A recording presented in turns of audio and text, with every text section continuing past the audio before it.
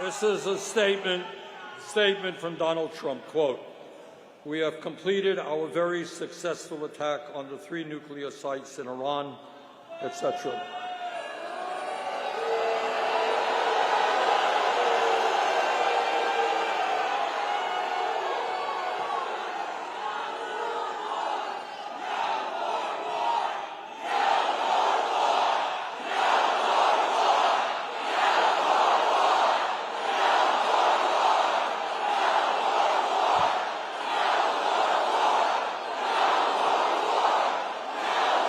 I agree.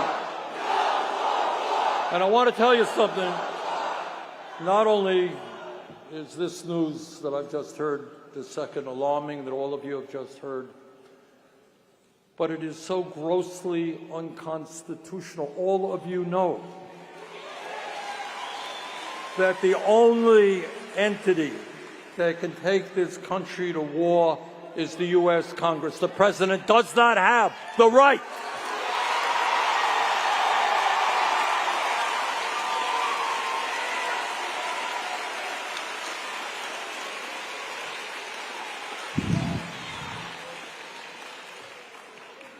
I was talking a moment ago about the fact that we are living in one of the most difficult moments in the modern history of this country, and Trump just made it that much more difficult. That's just another burden we're going to have to carry, and that's just another message we're going to have to get out all over this country. The American people do not want more war, more death.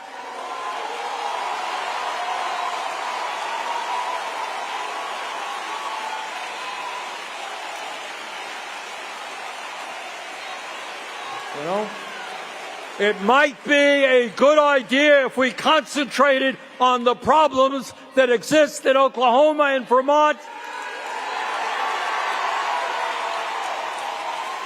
rather than getting involved in another war that the American people do not want.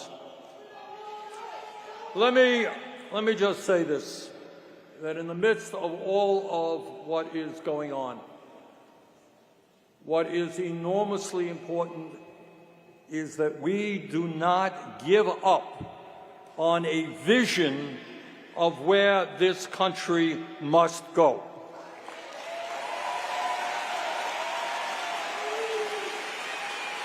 What the establishment wants you to believe is that you have no power, that you can't accomplish anything. They have it all, nothing you could do. And in this moment in American history, what we have got to do in Vermont and Oklahoma, in Texas, all over this country, is stand up and fight back and tell them this is our country.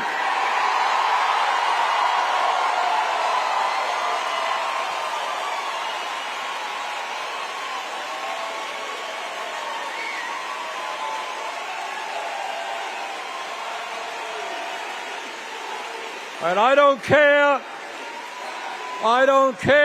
if you are a progressive, a moderate, or a conservative. This country belongs to all of us, not just a handful of billionaires.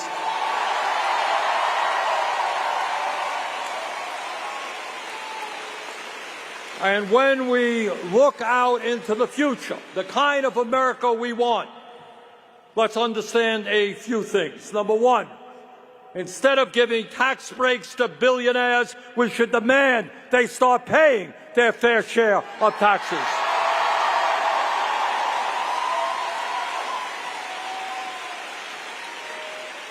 No, we should not be throwing 16 million Americans off the health care they have. We should be doing what every other major country does, guarantee health care to all as a human right.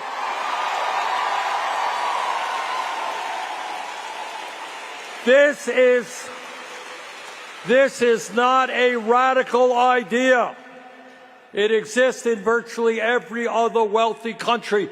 The function of a rational health care system is not to make hundreds of billions for the drug companies and the insurance companies. It's to provide quality care to all.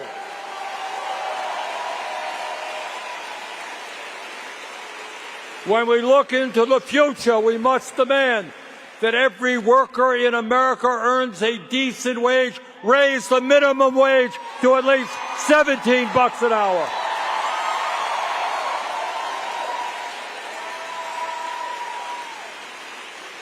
We can create millions of good-paying jobs by union jobs, by building 5 million units of low-income and affordable housing. Not a radical idea to say that in a competitive global economy, every young person in this country, regardless of income, should have the right to get a higher education. We can and must make public colleges and universities, community colleges, trade schools, tuition-free.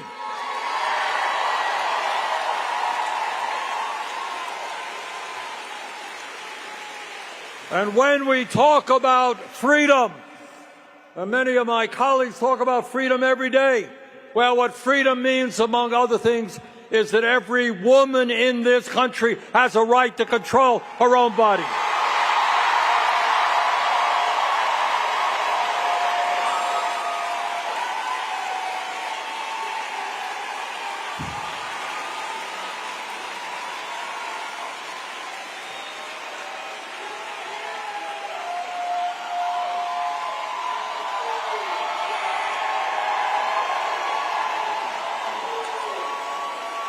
And let me just say this.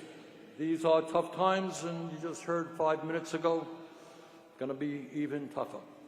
But in the midst of all of that, not just for our lives, but more importantly for our kids and our grandchildren, we have got to understand that despair is not an option.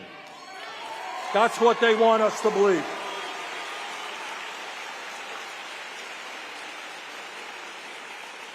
None of us have the privilege of hiding under the covers. The stakes are just too high. And I would like to remind all of you, a short history lesson, that throughout the history of this country, what we have always seen